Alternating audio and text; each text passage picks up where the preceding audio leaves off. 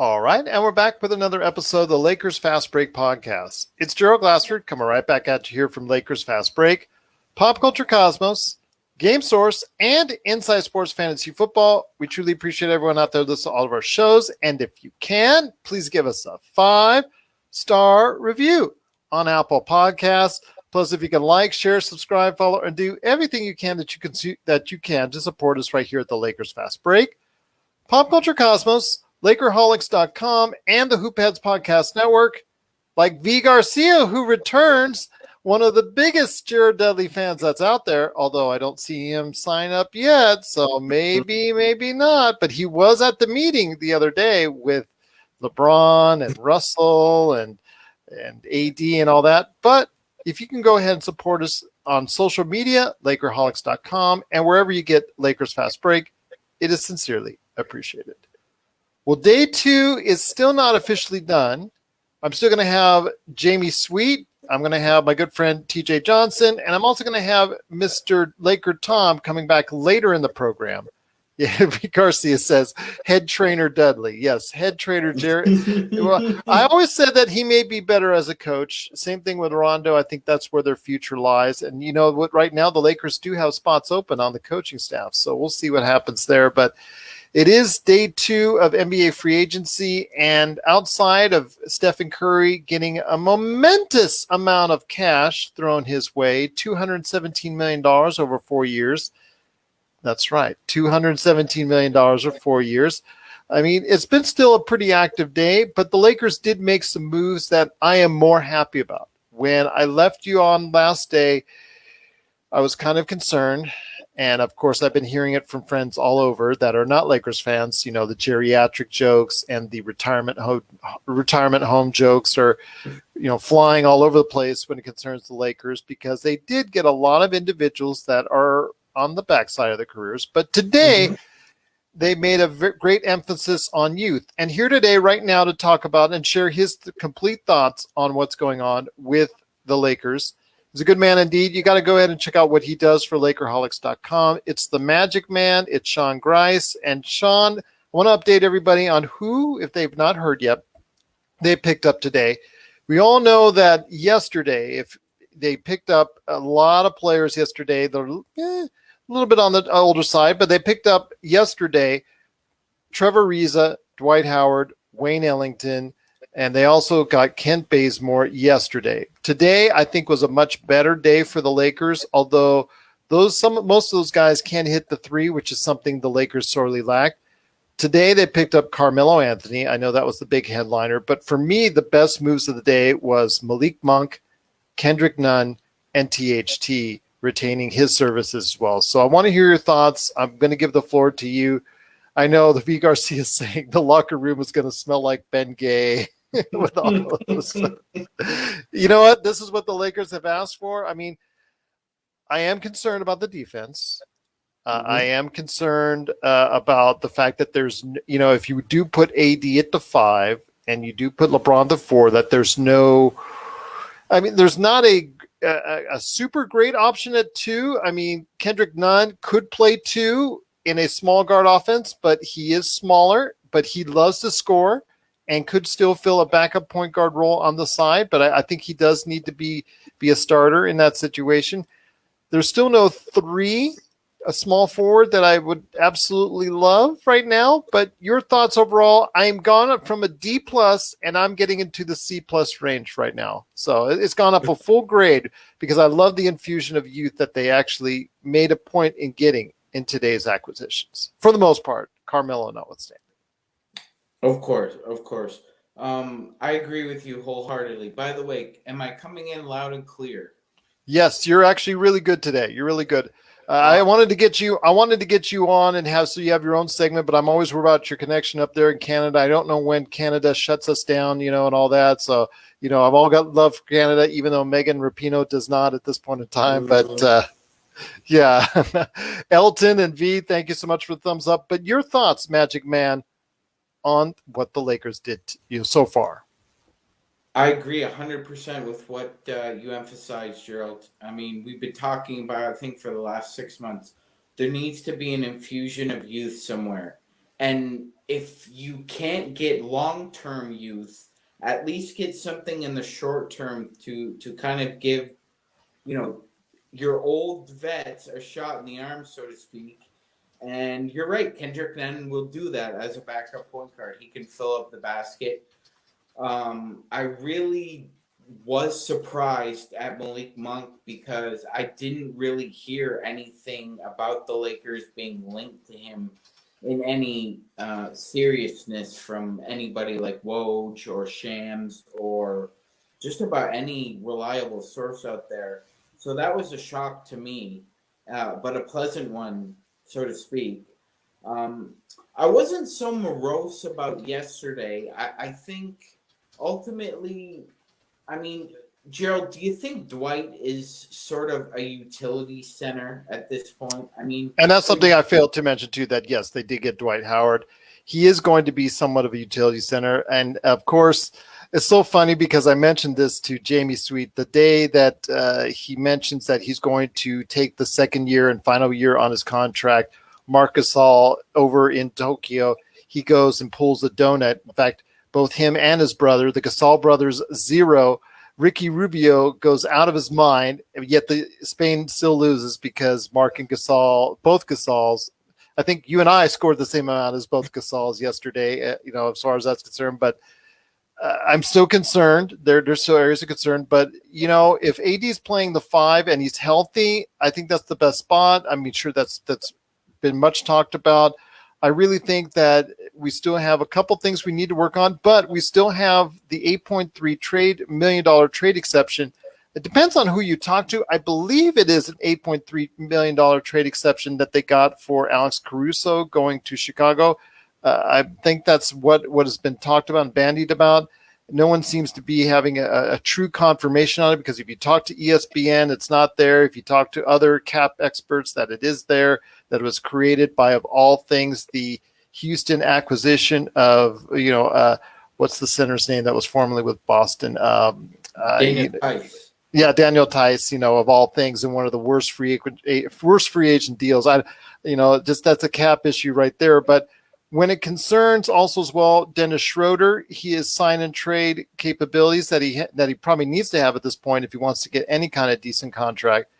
I know, V, you're right. I'm going to miss Caruso as well. I mean, the offer reportedly that the Lakers put on the table was insufficient, to say the least, and not anywhere near what Chicago was offering, which was kind of disappointing. At $9 million a year, but I've thought more about it. At $9 million a year seems like a little bit of an overpay, but I would still pay that for Alex Caruso, in hindsight 2020. And unfortunately, they let him go for that. But I will say that they still have that chip in Dennis Schroeder as far as his rights are concerned. So I'm hoping that the Lakers can shore up a couple spots with that. But DC right now, I mean, what do we have for a starting lineup? I'm still concerned because Kendrick Nunn, he needs to start. He needs to be a starter because he has that capability of scoring 20 points on any given night. And to have him, I know some of the comments have been made, yeah, he's a great backup point guard. He didn't sign on this team for a 2-year, $10 million with a player option in year 2 that he's probably going to say bye-bye on because he wanted to go ahead and be a backup. I think he was spoken to by Rob Pelinka and said he's going to have a lot of minutes on this team. Yeah, it looks like he deserves it as well. I mean, I'm a big fan of his, Gerald. I have to admit. Again, this is another guy I didn't think the Lakers were attached to at all. As far as rumors were concerned, I didn't hear Nunn's name at all with us. You and I had talked about it. You thought he was going to get something in the range of 10 to 12 million, perhaps. Yeah. With the way he was able to fill up the bucket. So that was a surprise. And you're right, he's going to have to start. So it's going to be a little bit small because he's 6'2", but if you put maybe Russell at the 2, you put him at the 1, you create something there. Defensively, this is not going to be anything pretty. People, those days of Lakers being number 1 defensively in the NBA, I don't think those are going to happen anytime soon with this current roster. But, You fixed up a lot of the shooting because Carmelo shoots 40. Kendrick Nunn shoots 38. You've got Wayne Ellington who shoots 40. You've got a lot of more options there now. You've got Kent Bazemore who shot 40 last year. You've got Malik Monk who did shoot 40 last year. I mean, you've got a lot of options now coming off the bench, which are really good. Trevor Ariza, if on the wing, you put him on the wing there, he may still be able to shoot 35, 37. So there are options there. I would like to see maybe one more move in mind. Yeah, you're right. Are you I'm thinking, is James Ennis still available? Did he sign anywhere yet? Not to my knowledge. I know that Ben McLemore, who was part of the Lakers last year, he signed with Portland. There's been other players. The Otto Porter Jr. signing for the minimum with the Warriors, that still is going to be something I think, if he's healthy, is going to kill me all year long. It's one of those deals where you just look at it and you go, man, he could have really been a great fit for the team and exactly what they needed. But yeah, James Ennis to me got some size, some length, loves to shoot the three. That's somebody that probably would be a good, decent fit. And then still, you've got that trade chip as far as if there's a trade exception for Caruso. The thing with Dennis Schroeder, what do you think he does at this point? Because it's now become very difficult for him. And besides what the joke is out there, firing his agent, what do you think, at this point in time is going to be for the future for Dennis Schroeder? Somebody's gonna sign him. There's no doubt about it. I believe that I'm not sure who wrote this article, but it was a few months ago. And they were basically saying, look, Schroeder is a pretty decent defender now. He was below average when he first came in because he was very young and inexperienced, but he became a decent defender. He's a creator offensively. However, he has limits, and he was basically saying he should be in the 15 to $16 million range, and that's why the $84 million offer was so surprising to a lot of us, because Rob was basically putting faith in Schroeder to give him basically a 20% increase in salary, and Dennis said no. I mean, that's Gerald. Don't you agree that's bad representation? It Especially is bad representation. But he's now this year's Nerlens Noel. Pretty much is what it's going to come down to. Passing up that big offer, you think you're going to cash in on something larger, and in a market with limited funds and a glut of point guards that were available that or would have been signed or could have been signed by teams, you're finding yourself in a harder situation. Now, there's still situations like with Spencer Dinwiddie and him that can still look for maybe Washington, New York Knicks are still talked about, New Orleans Pelicans still need some help. There's others. There's a small amount of teams that Dennis can find his way on, but he's going to need some help. And if the Lakers are just sitting back there, Rob Pelinka, who I think has redeemed himself a little bit today. I know getting the geriatric fund yesterday got him ripped mercilessly by a lot of those out there, but praised by others. So that was, again, another divisive thing he's done, second thing in 2 weeks.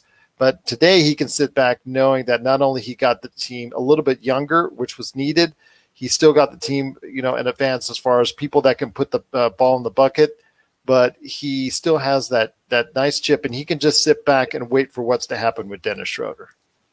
Absolutely, absolutely, Gerald. And again, we heard the stories that the Knicks were scouting him very hard. It almost seemed like there was a Knicks scout at every Laker game from what the reports were coming out. So, I mean, you're talking about advanced scouting there, right? I mean, it's teams looking at the little things, and I mean, my goodness, Gerald, there were some things this year about Dennis Schroeder that were brilliant, and there were like 40% of the time he would just the turnovers were just incredible at some points, and they were in spurts. Like the Lakers might be on a up 90 to 87, and Schroeder turns the ball over. There's a transition three. The game is tied. They bring the ball back up. A missed shot comes back. We're down two. Comes back up the floor. He turns the ball over again. It was very frustrating at times. And I mean, you're probably going to see the same thing with Russell Westbrook. But the difference being, if Russell's shot isn't falling, he is such an incredible facilitator. He'll eventually he'll understand that it's not falling. He's going to do something else. Schroeder did that as well, but he doesn't do it on a consistent level Well, as Russ. Schroeder is a kind of an the way he plays is kind of ironic because he's fast, he's quick, yet you see him with the ball, and just over half court line, he always stops. He never pushes the ball beyond that. And the one thing that I've always stressed is that the Lakers got to where they were as far as their championship season based off of defense and transition game. And one thing with Westbrook, as much as I try to totally, be very hard and difficult on the trade itself, we're bringing him here. One thing he does is he's outstanding in transition. And that's something he has to focus on is more transition and less half-court offense for him, because it really comes down to the point where the more he shoots, the harder it is going to be for the Lakers to win games, because it's based off of what you see. I mean, from the outside, he's statistically one of the worst shooters ever in the NBA. He is at his best when he's in transition, when he's getting the ball, whether he's rebounding and taking himself or doing something in transition. If he makes a better commitment to defense, if he makes a bigger commitment to pushing the ball up the floor, even in the playoffs, I'm hoping this will work out. I really do. I am so hopeful that I am wrong on every account when it concerns Russell Westbrook. I hope so too. And I do share the same concerns. But my counter to that, to other Laker fans and other NBA fans and just general sports fans who question the move, is that Kobe was asked once by Ahmad Rashad if there was one player in the NBA who reminded him of the way he played. And he said, yes, Westbrook.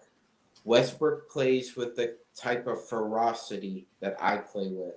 And one thing that was stressed during the last Kobe championship run was guys like Ariza, guys like Artest, guys like Gasol always said that the reason why they went to the gym after the game, or they rebounded when three guys were in front of them and just dove for the ball, was because of Kobe's intensity.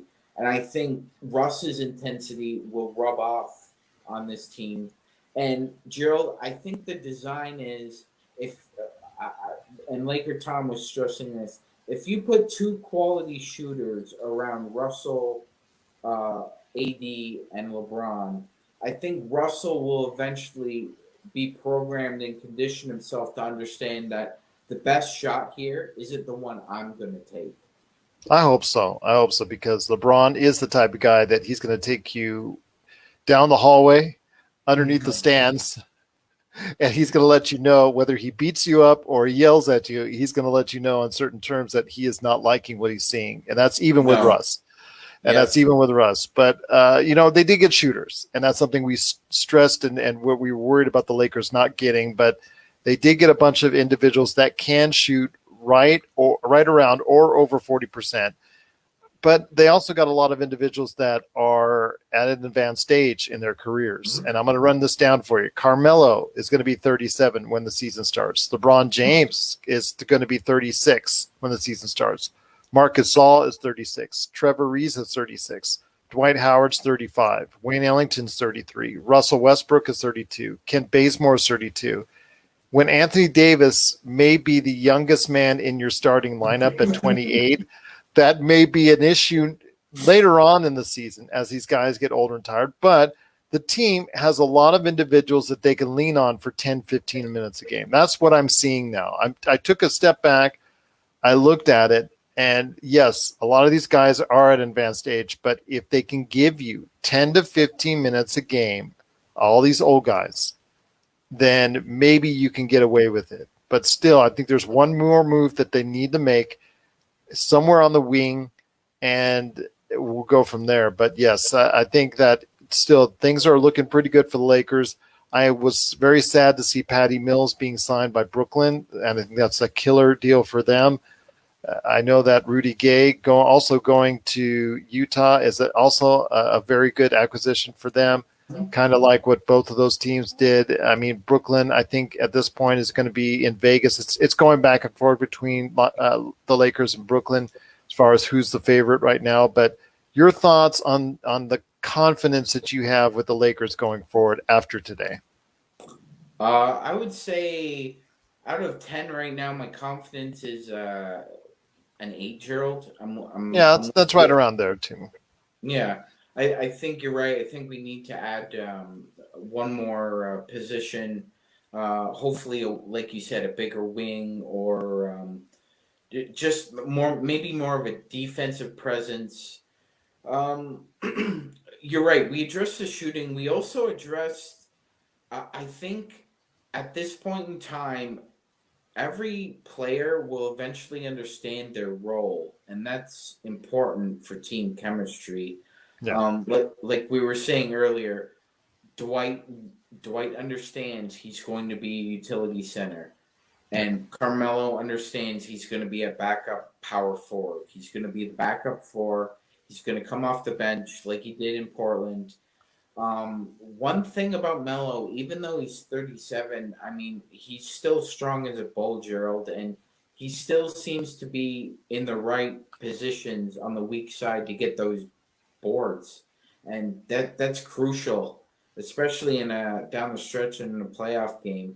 And we may not see him play a lot in the clutch, but he is a clutch player from a rebounding and just having that mentality.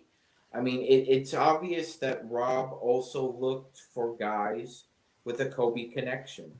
Wayne Ellington has a beautiful tattoo of Kobe. It's an elegant piece of work, and obviously Wayne signed with the Lakers on a discount for two reasons. Obviously, I think he wants redemption because he was with us at a dark time in our franchise, at least from a record point of view. And he'd obviously like to see himself hold up the trophy, and it's just admiration for Kobe. I mean, Well, I hold think on here. Hold on here. You said coming at a discount. I mean, all these individuals, I've heard that over the course of the past 48 hours almost, and that is 24 hours, excuse me. And that is that every agent is saying, well, he's giving this team a discount. He could have signed for more somewhere else, could have signed for more somewhere else. If I had $1 for every time in the past 24 hours I've heard that, in quotes to Shams and or Woj, that he could have signed for more somewhere else, I would be I would be rich from all the money that, because it seems like that's the case. The thing is, the money is not there. A lot of these players that maybe are willing or statistically maybe deserve more than the minimum, they're going to get the minimum because it just seems to be either a mid-level, a minimum, and then the big contracts, and there's nothing in between. Yeah, no doubt, no doubt. I will say this though. I think the two guys who are exception to that rule are Ellington and Porter Jr. And the only reason I say that is this: Ellington signed in last season for the minimum, so he was coming into this free agency with an ability. I think he could have at least gotten the mid level for his shooting prowess. Um, and Gerald, why don't we talk about a lot of the disinformation that was going on yesterday? I mean, at first we heard, yeah, Golden State, the Lakers, and the Nets are all sniffing around Patty Mills, and then the Lakers and the Nets are interested in Otto Porter Jr. And then Patty Mills and the Nets have their marriage has fallen through, and on and on it went. I think Sean Marks is a brilliant executive. I would put him in the class with Rob Pelinka as well, and I think there is a gamesmanship and a Game of Thrones type mentality that these men have with one another, and in sending out disinformation and ravens and trying to see what other teams will do. I mean, Gerald, we all discussed it, right? I mean, Otto Porter Jr. could very well have gotten the mid level, or the Yeah. taxpayer mid level, but yet he decided, like you said, for some inexplicable reason, he decides to sign with for the minimum with the Warriors, which may or may not pay off for him. Same thing, like we saw with Kendrick Nunn, who's also, like I said, got a player option in the second year, which most likely, if he does well with the Lakers, mean he's going to opt out. And a lot of these players this year are doing that, and that's a theme. But I'm growing fatigued of all these individual players saying that they could have gotten some money somewhere else, and that to me is okay. If that's the case, if so many players could have gotten more money somewhere else, then go get it. So simple as that. But you know what? I'm glad for what we have. Again, I'm raising my grade right now. As of right now, I've got a C plus. I think it's becoming a little bit more solid. I think the fact that they had an infusion of youth today redeems the job for me in my eyes for Rob Pelinka. But any last thoughts, my friend, on the way out? Yes, Gerald. Like you said, Or what you got planned for Lakerholics? Lakerholics.com. Yeah. Well, me and Tom have got a lot of work on our hands right now because there was just a flurry of activity. And I will just say this. I've been on here twice with Mr. Glassford, the Podfather, for trade deadlines and free agency. And all the news happens when we break. Nothing ever falls through for the Lakers when we're on. So Yeah, at it's this been point, quiet as of right now. yeah. So I will say, Gerald, The my last final major thought. news, just that you know, last major news within the past hour was saying goodbye for the Lakers to Alfonso McKinney. Yes. Was he waived? Yes. Okay. All right. Not unexpected. Thank you for your services. Hope you find a job elsewhere.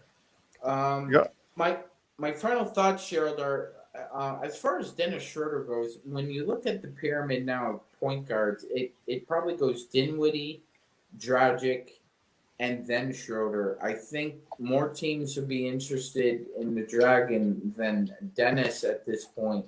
So the money may completely dry up, and who knows what he may or may not sign for. Obviously, he's not going to sign for a mint like he thought.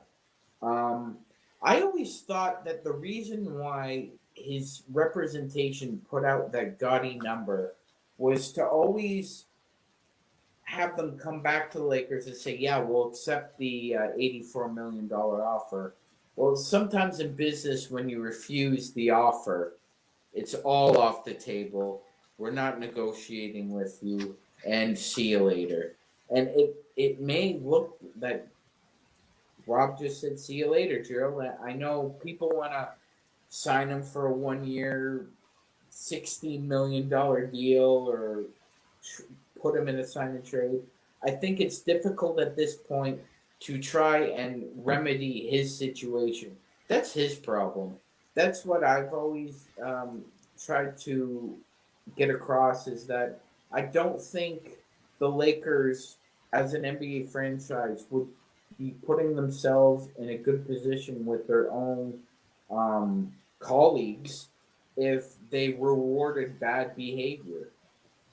That would look really bad at the board of governors meetings, and when you're trying to make trades and different, and it's a lot of politics, but that's just the way it is in business. Well, there you go. It's the man himself. Please catch Sean Grice, aka Magic Man, as much as you can, because he does a great job for the Lakerholics.com crew. Cannot thank him enough for his efforts. I always worry about your connection, my friend, but I'm glad that it sounded good and it stayed good today. I was like keeping my fingers crossed that we were good today. I will say this to everyone else that in a minute we're going to be having TJ Johnson in his thoughts. I recorded that earlier today. And then on the back end, how would it be at ending to day 2 of the NBA free agency without hearing from our own Admiral Akbar, Jamie Sweet, and also Mr. Laker Tom? You know what, Felix, great to have you here. I'll tell you what, yes, he said it sounds great. Yes, great to have you here.